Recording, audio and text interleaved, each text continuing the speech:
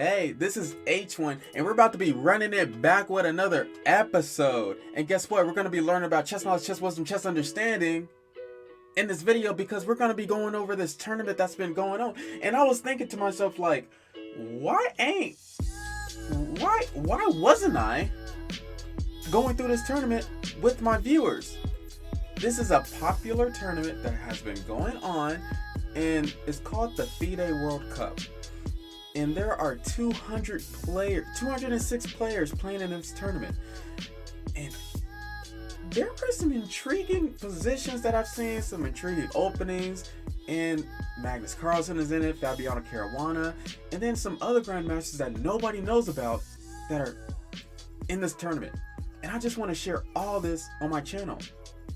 And maybe, just maybe, one day you're going to see me like, oh snap, H1 was doing this before he became a broadcaster for the Chess News. So, you know what? One day in the future, I'm going to be doing that. So, you know what? Stick with me, and we're just going to be going over some games right quick. And, you know, I'm going to say it a lot less, and you're just going to see it down in the corner somewhere. But like the video, subscribe, you know the deal. Let's get into it right quick.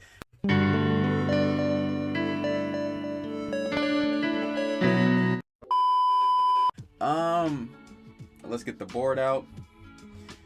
Okay, so we got the board. I'm gonna have to change it real quick so I can get my notes out. Got the notes going in. So this is a tournament, 206 players taking part of the World Cup. It's a knockout tournament, so if you lose a round, then you're eliminated. There are 8 rounds, and all rounds are played with 2 games. So there is a game for each day, so each 2 days is 1 round. The time control of each game is 90 minutes for the first 40 moves, followed by 30 minutes for the rest of the game, and then an increment of 30 seconds per move starting from move 1. And then the total prize fund is dang near like $2 million. So this is a really popular tournament and a high prize fund. I just wanted to show you like some highlights so that you can understand some intense games that are going on right now. And I know that I'm late. I know that tomorrow we're probably going to be on the 3rd round, but I'm going to be catching up. I'm going to be like recycling some older games that happened on round 1 and 2 so that you can be caught up with what's going on right now, because a lot of people have been getting knocked off and it's crazy. I got the notifications on my phone. Yes, that's me and my lovely wife. But let's get into the first game that I have for you. So this was in round 2. This was a game between Elshan as black pieces and then Maxime. And let's get into the game. Let's see what Maxime got in this other player. And there's like a 200 rating difference. That already sounds bad.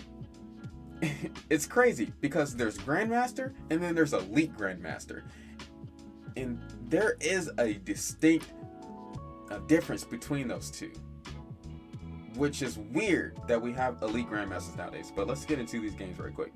So we got E4, we got a Sicilian going in, the Sicilian French defense since they pushed up the G3 pawn, and then after we feed and kettle that bishop, we got the queen going into oh my goodness, those arrows, to E2 to protect the E pawn after they did knight F6, and then we're going to capture that pawn. They have to capture with the knight, and then they castled, and we got this rook move to push up D4. So, like, come on. What's the purpose of putting a rook behind the pawn if you're not going to push it up to D4?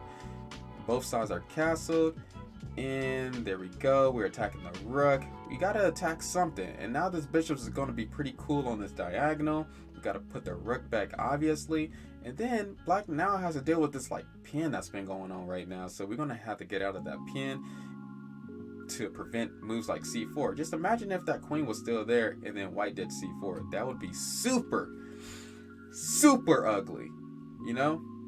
But it's already super ugly since the knight has to move from the center.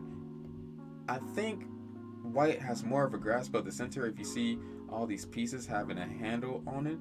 But the only thing that's wrong with the white side is these pieces.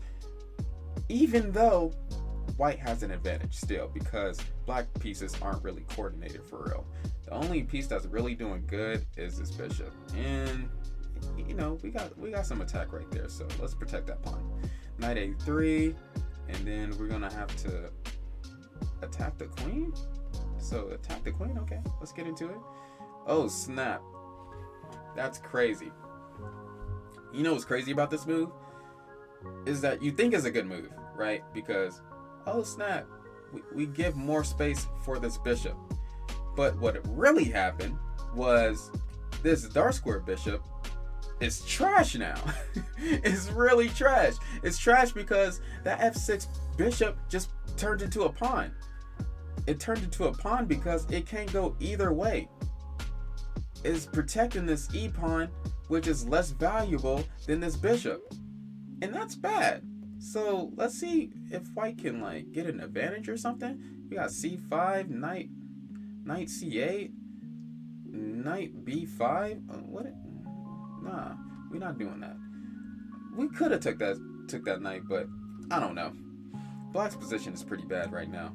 Just see how all of black pieces are going backwards instead of forwards. Black is not being aggressive with their pieces at all. Not like they had a choice, but it seemed like black has been getting cramped and cramped and cramped.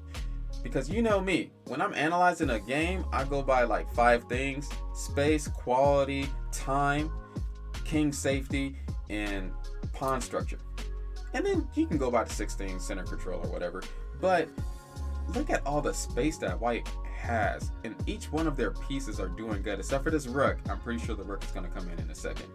And then, oh my goodness, we got this knight in the center. All of black pieces are behind the 7th rank. Oh my goodness, we're doubling up on a d file, and then after that, it is done deal because that was a major mistake. Do you see the right move? Do you see the right move? You better pause it right now. You better pause it right now if you see the knight f6, which is crazy. Knight f6 is crazy. Do you see why knight f6 is crazy?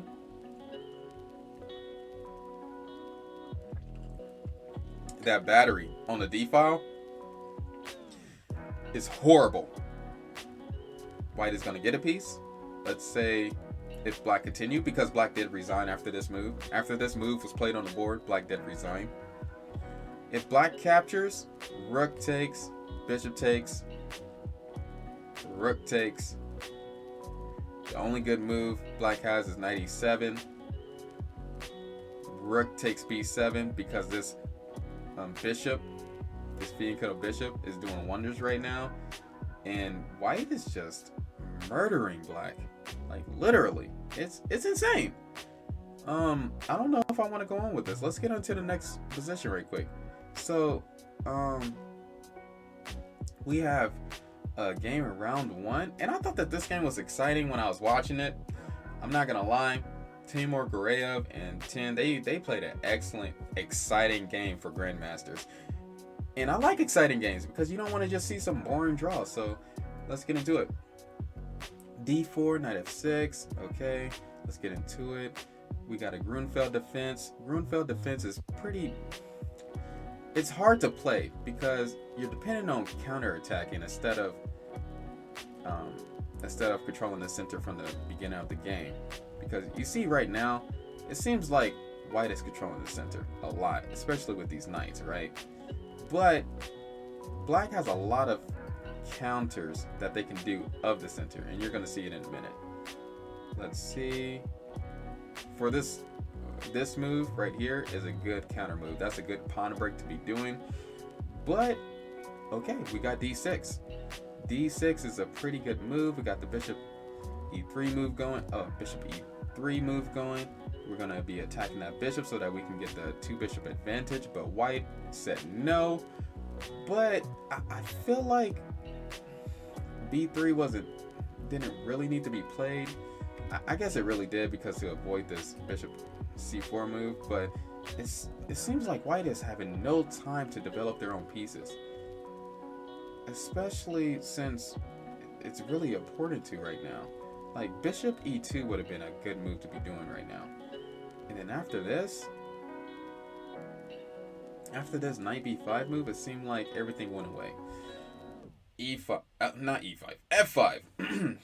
The whole position is about to be attacked. The king is in the center. Black is opening up the center. and it's about to go down for real. You remember that song. It's about to go down.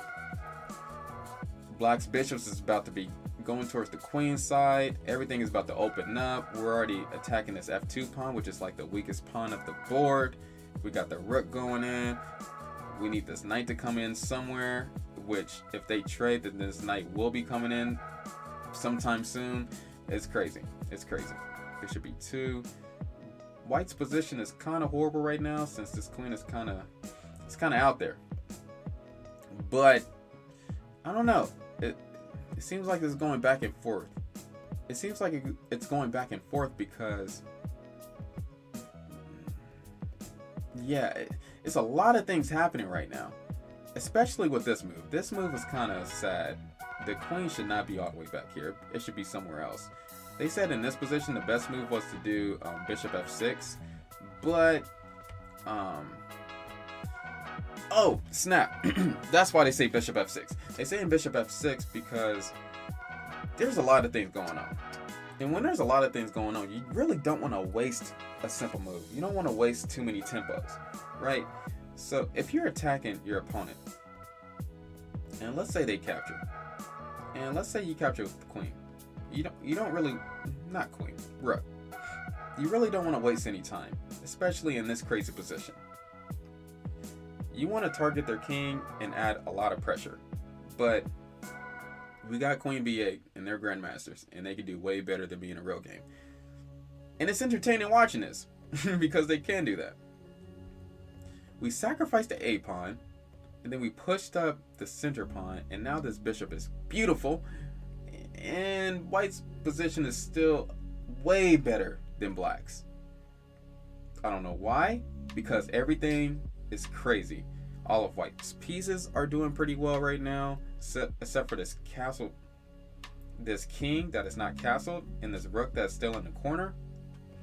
But the computers, not humans, but the computers are saying that White is perfectly fine and they can win this game.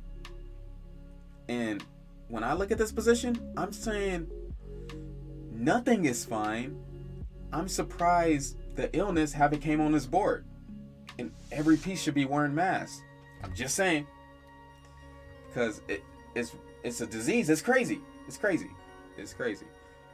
So we brought the bishop back, and then White is kind of not doing the best moves. They were saying, look at this nice variation right here. Let me see. First of all, they wanted to do b4, right, to guard this. And let's say they capture this knight, and then they wanted to take this pawn with the bishop, attacking this rook, and they wanted to sacrifice this. Wait a minute, I didn't do the right course of moves. They wanted to, if they sacrifice that, then queen takes b6. Rook g7 for some reason, and this is the weird computer moves that they want you to play, right? That's not gonna happen, not with humans. So we're gonna move the queen like a reasonable person, right? And bring that bishop back to stop the pawn, and then probably have some discovered attack going with attacking the bishop. Attacking the queen, right? But this doesn't really work because you could just take the rook or take the knight. Either one would suffice. Yeah. Now Black is winning, just from this simple move, because the best move was queen b4. But nope, you have to pin yourself, and now Black is winning. This is what happens when both players have tremendous good, overwhelming activity, placement, whatever you want to call it. To simplify it, each side has good quality in their pieces, and it's pretty crazy. So, oh my goodness, what is going on here? There's so many sacrifices that is happening right now. Seems like Black is winning. They just took a free bishop for some reason. White just allowed that. Now Black is up a piece. I don't know what to do now. There's probably no chances for Black now. Grandmasters usually don't give away free exchanges when they're up in exchange. Yeah, now we're just gonna trade off pieces like normal people. And we're going to just snag a free pawn. And we're just going to play this out. Try to trade pieces again. Yeah, this is horrible. Let's go a little bit quicker. Get through this game.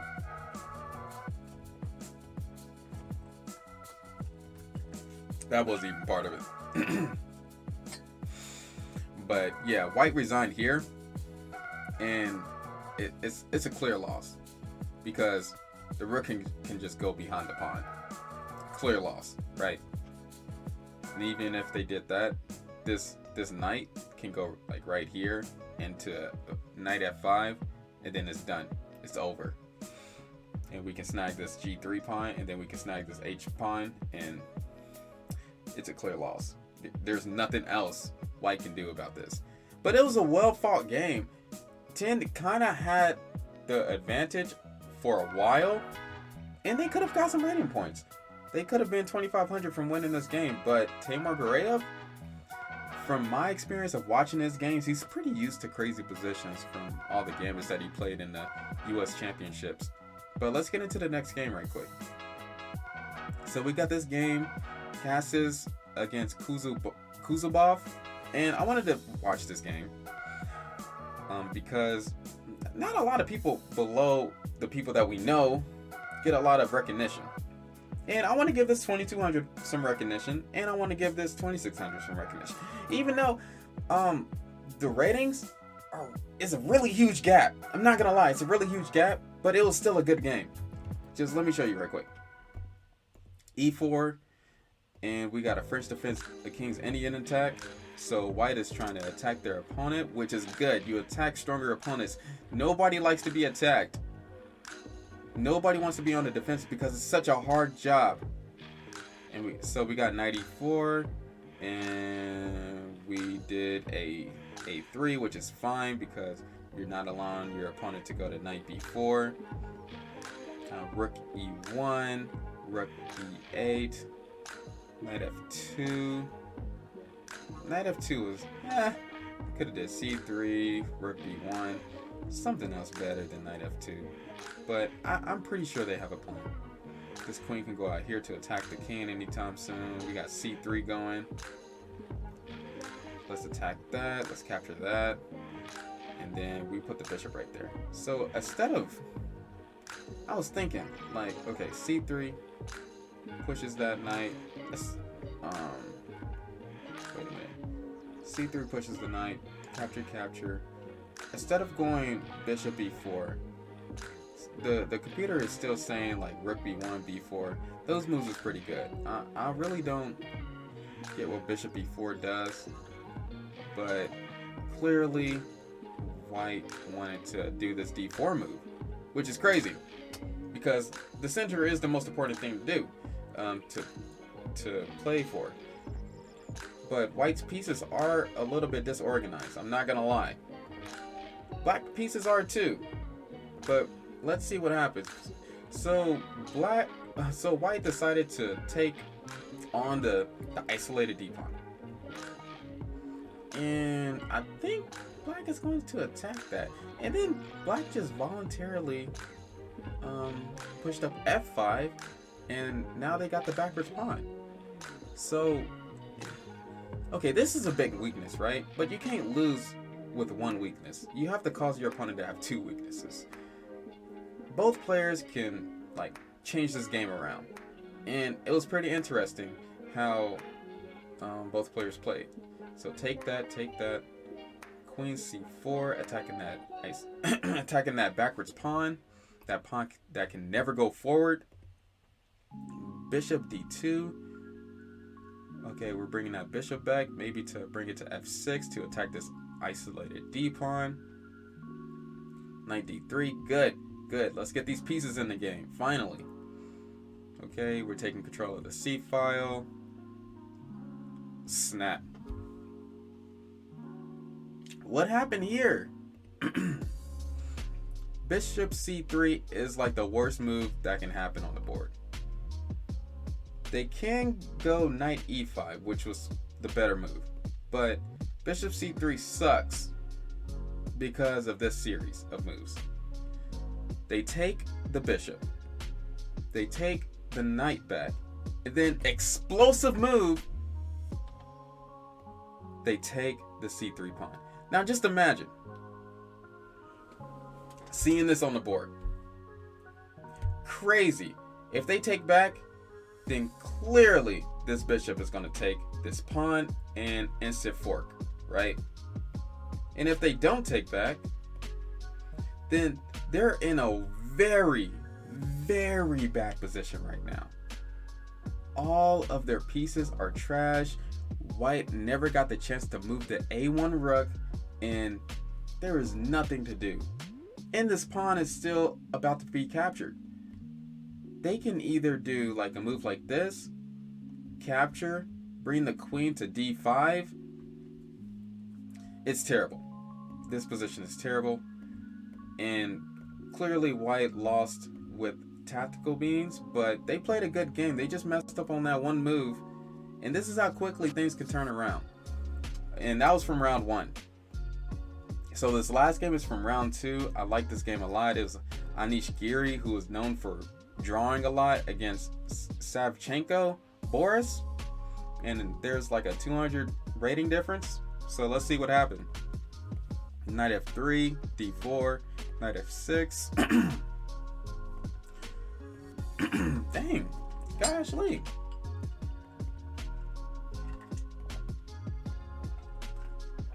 Queen c2. And they're playing the Catalan, the closed position, since Black castled before taking the pawn.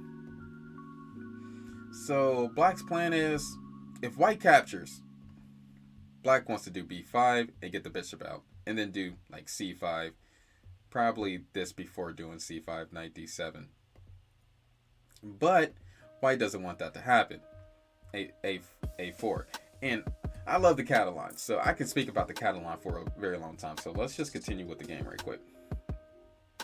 We bring the bishop right here to put the bishop at c6 or to push up b5. And they take, we put the bishop at c6, bishop f4, knight d7. Okay, we're trying to trade off dark square bishops. And we got some pressure on this c pawn, but there's really nothing else to do. I think we do this f5 move. That's a weird move to do in the position, because usually like e3 would be good, h3 would be good, some like mild positional moves. Even rook e1 to push up e4 would be good. But no, we went with f5 to open up the position. But hey, it's a good move to challenge Black to see what they can do. And then Black ignored the threat and just pushed up the pawn to e5. e4, takes. Knight right here, trying to control these dark squares. Once this knight go to f4, it's probably going to be dangerous. We went to c4. Oh snap. Rook lift.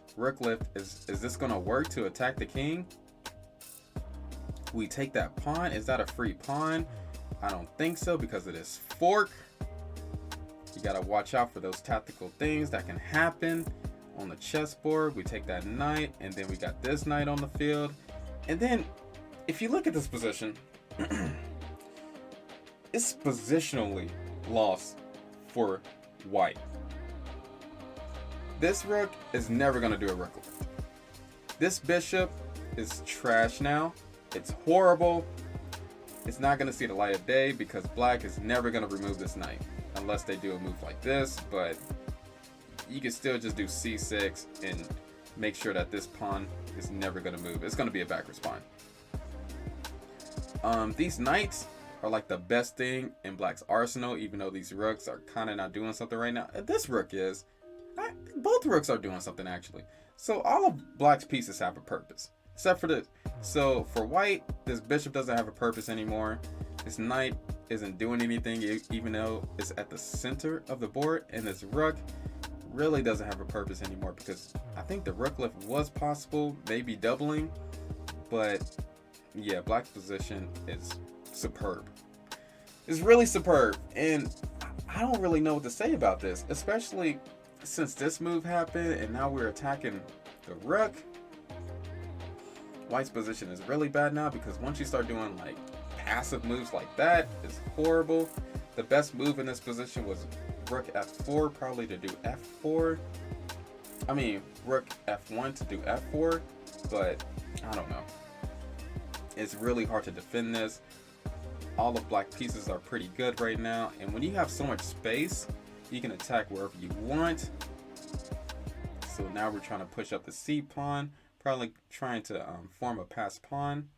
Oh my goodness, this is horrible.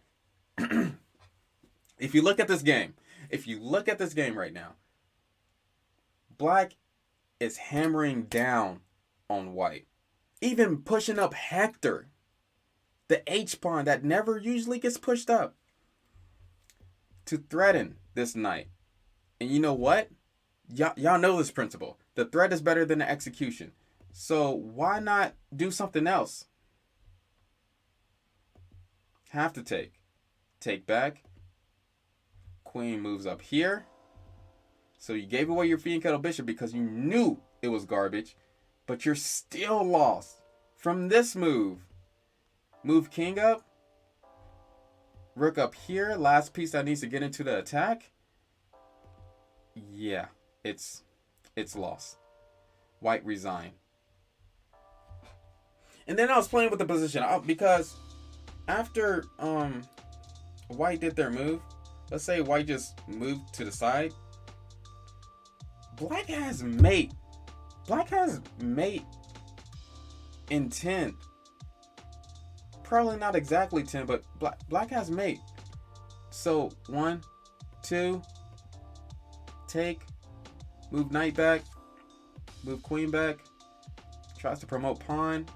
Let's just say white does a normal move because that was his best move of the position. Of the position.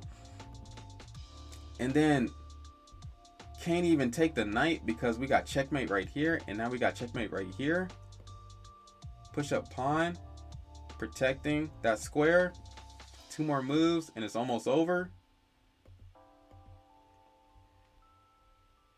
Wait a minute. Wrong move.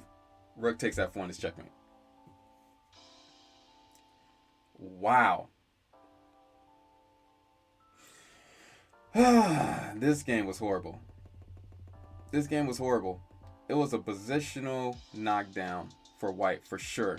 And yeah, they're always going to remember that loss from Anish Giri. And Anish Giri he's a pretty awesome player. So that's all the highlights that I have for now. And I will be delivering some more in the future. Okay? Just stick with H1. Just stick with H1. And I shall deliver. I shall always deliver. Because I'm always with you. I'm always by your side. I'm your homie. Aren't you mine? So why haven't you subscribed yet? Why have you subscribed?